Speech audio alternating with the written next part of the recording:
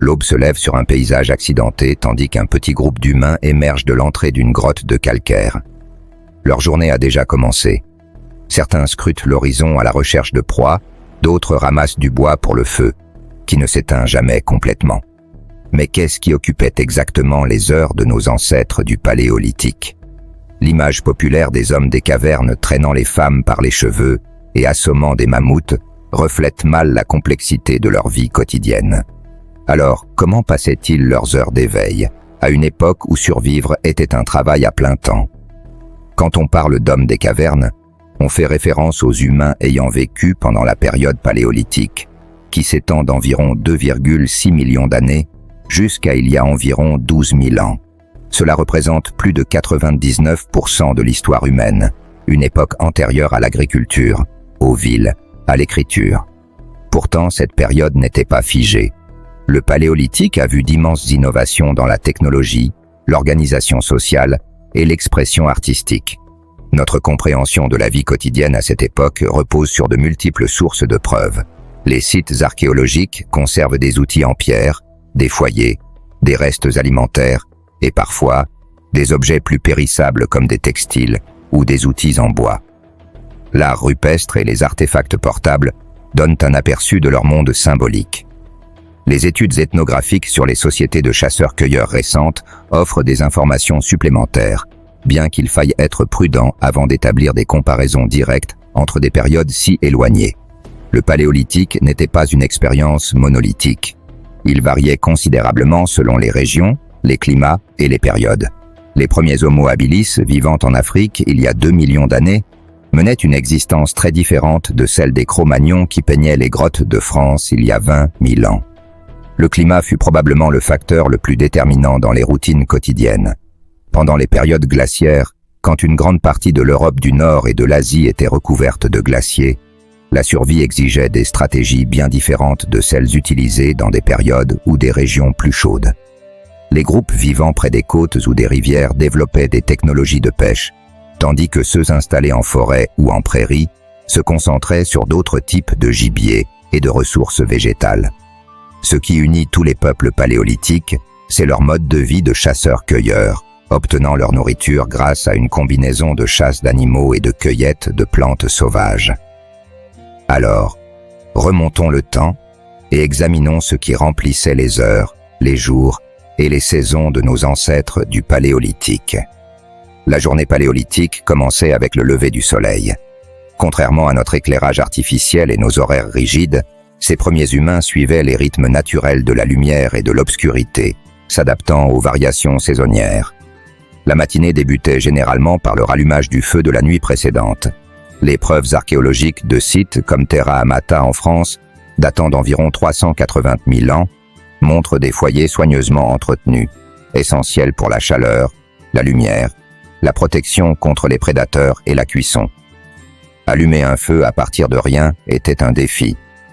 La plupart des groupes conservaient des braises ou des matériaux à combustion lente durant la nuit. Les matinées étaient probablement consacrées aux tâches essentielles nécessitant la lumière du jour. Le groupe évaluait les besoins immédiats. La nourriture manquait-elle? Les outils avaient-ils besoin de réparation?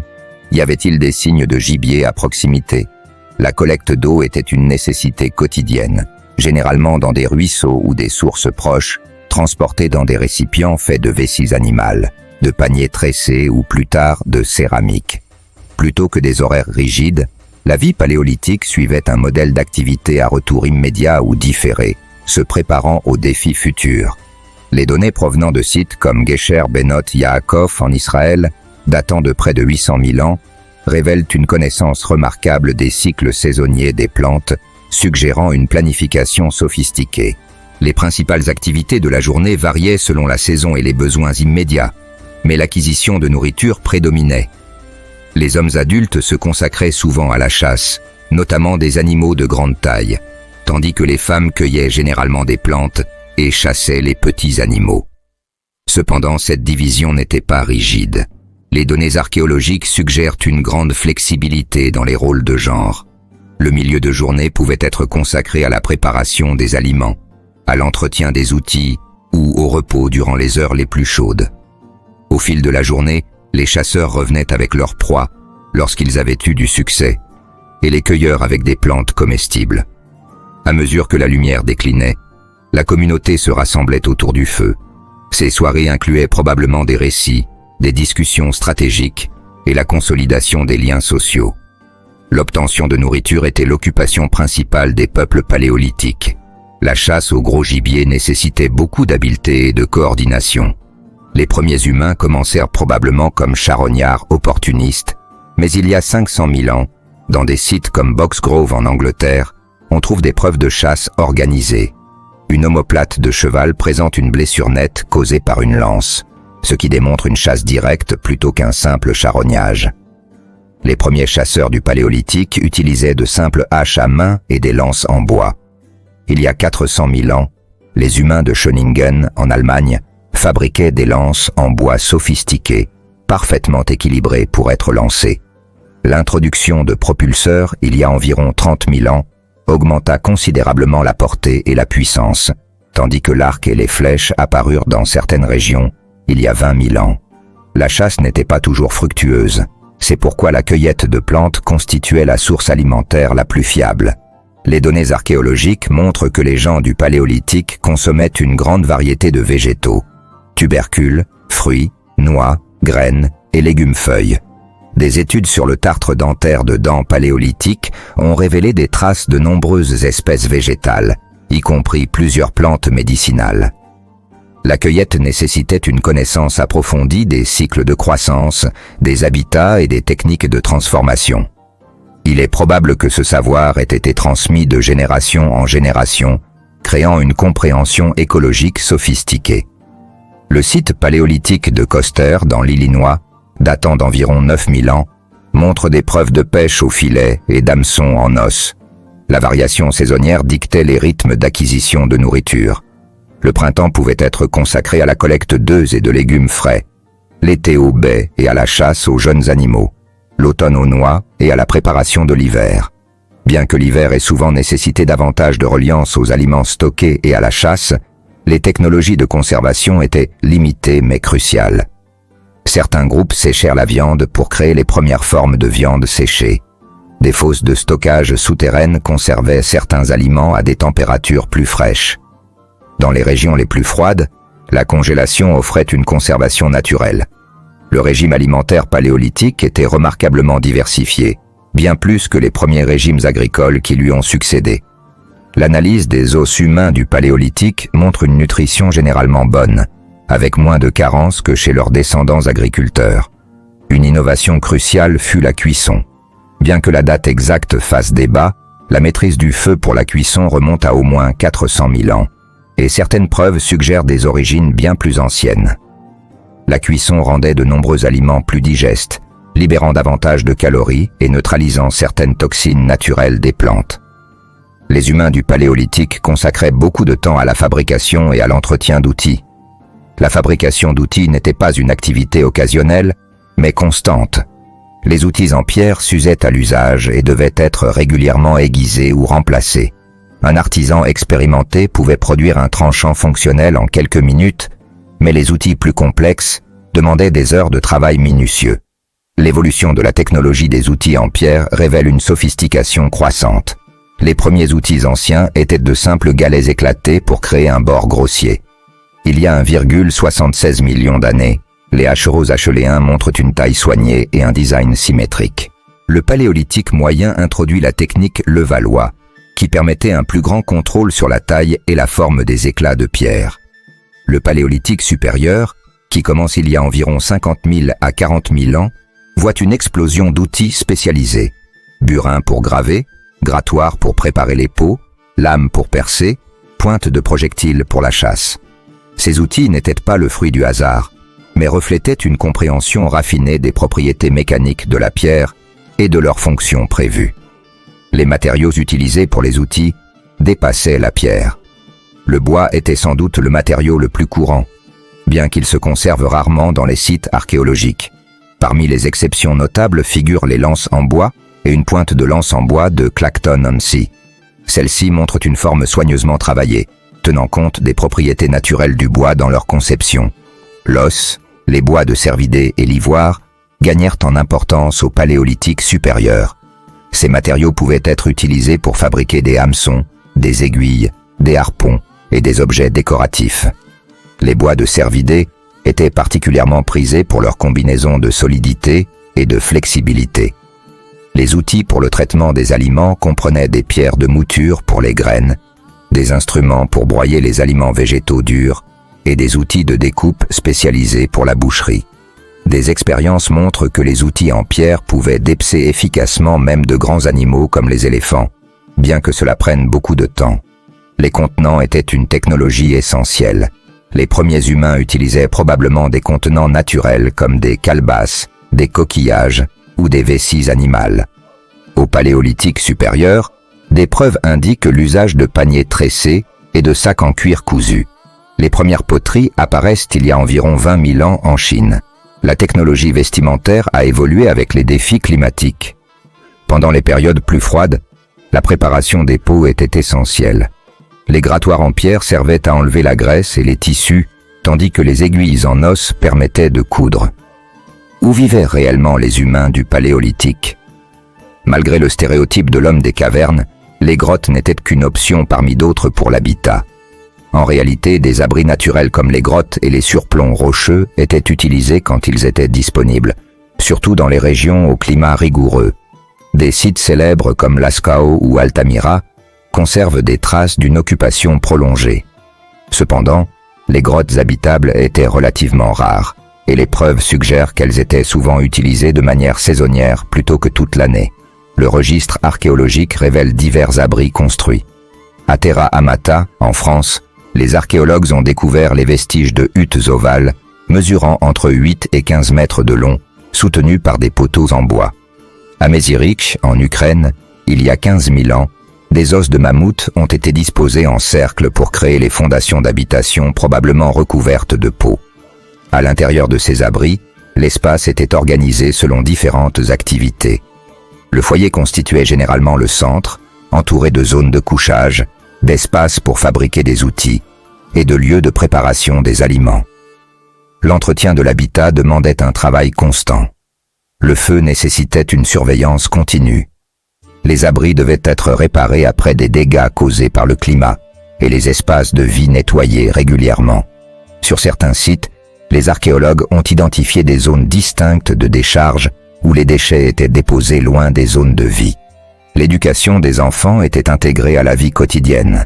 Contrairement à la séparation par âge de la société moderne, les enfants du Paléolithique observaient et participaient probablement aux activités des adultes dès le plus jeune âge. L'hygiène personnelle est plus difficile à tracer archéologiquement, mais les études ethnographiques sur les chasseurs-cueilleurs suggèrent des pratiques régulières, comme le nettoyage dentaire avec des plantes fibreuses et le bain dans des points d'eau disponibles. La vie familiale comprenait également les soins aux malades ou blessés. Plusieurs squelettes paléolithiques montrent des signes de blessures graves guéries ou de handicaps de longue durée, indiquant un soutien communautaire aux personnes incapables de contribuer pleinement aux activités de subsistance. Contrairement aux représentations populaires d'une existence primitive, la vie sociale au Paléolithique était riche et complexe. L'unité sociale de base était la bande, généralement un groupe de 20 à 30 individus appartenant à plusieurs familles apparentées. Ces bandes n'étaient pas isolées. Les preuves archéologiques montrent une interaction régulière entre les groupes. Des matériaux exotiques trouvés loin de leur source indiquent l'existence de réseaux d'échanges s'étendant sur des centaines de kilomètres. Les liens sociaux étaient maintenus par diverses activités. Le partage de la nourriture était fondamental, créant des obligations réciproques. Les preuves provenant de sites comme Dolny Vestonis, il y a 29 000 ans, montrent de grands foyers capables de cuire suffisamment de nourriture pour d'importants rassemblements, suggérant des fêtes communautaires. L'art jouait un rôle crucial dans la vie sociale du Paléolithique. Les plus anciennes manifestations artistiques humaines inclurent le traitement de l'ocre dans la grotte de Blombos en Afrique du Sud, il y a près de 100 000 ans, au Paléolithique supérieur. On y trouve des peintures rupestres spectaculaires, des figurines portables et des instruments de musique. La musique est éphémère, mais les instruments retrouvés nous offrent un aperçu fascinant. Des flûtes en os vieilles de 43 000 ans, découvertes en Allemagne, dont les reconstitutions produisent des notes reconnaissables sur des gammes musicales, accompagnées de tambours faits de peau tendue ou de troncs creusés, rarement conservés. Cela suggère des traditions musicales sophistiquées. Les preuves de médecine et de pratiques de guérison proviennent de résidus de plantes aux propriétés médicinales retrouvées dans le tartre dentaire. Certaines pratiques chamaniques pourraient être reflétées dans des images thérianthropes, hybrides entre humain et animal, dans l'art rupestre, représentant peut-être des états de conscience modifiés. Les conflits existaient, mais n'étaient pas constants. Bien que certains squelettes paléolithiques montrent des blessures liées à la violence, celles-ci restent relativement rares comparées aux périodes ultérieures. L'abondance des ressources par rapport à la population réduisait probablement la concurrence dans de nombreuses régions. Le mode de vie paléolithique représente l'adaptation humaine la plus longue et la plus réussie, ayant permis à notre espèce de faire face à des changements climatiques drastiques et de coloniser le monde entier. Que pouvons-nous apprendre de cette manière de vivre durable? Tout d'abord, les humains du Paléolithique étaient des gestionnaires environnementaux remarquablement compétents. Plutôt que d'être de simples victimes passives de leur environnement, ils ont activement façonné les paysages par la chasse sélective, la gestion des plantes et même des brûlages contrôlés. Des preuves archéologiques en Australie montrent que les aborigènes pratiquaient une gestion du feu depuis 65 000 ans, créant des paysages en mosaïque qui favorisaient la biodiversité. Deuxièmement, les modes de vie paléolithiques exigeaient une étendue de connaissances extraordinaire. Chaque individu devait posséder un savoir pratique sur des centaines d'espèces de plantes et d'animaux, des ressources géologiques, des motifs climatiques, des techniques de fabrication d'outils et des dynamiques sociales. Ce savoir généraliste contraste fortement avec notre spécialisation moderne. Troisièmement, leurs technologies étaient des adaptations sophistiquées aux défis environnementaux. Bien que d'apparence simple en comparaison des outils modernes, les instruments paléolithiques étaient des solutions élégantes, développées au fil de générations de perfectionnement. Les principes derrière de nombreux outils modernes ont été établis durant cette période. Mais peut-être le plus significatif est que le Paléolithique a vu émerger l'expression symbolique, la pensée abstraite et la complexité culturelle qui définissent l'humanité.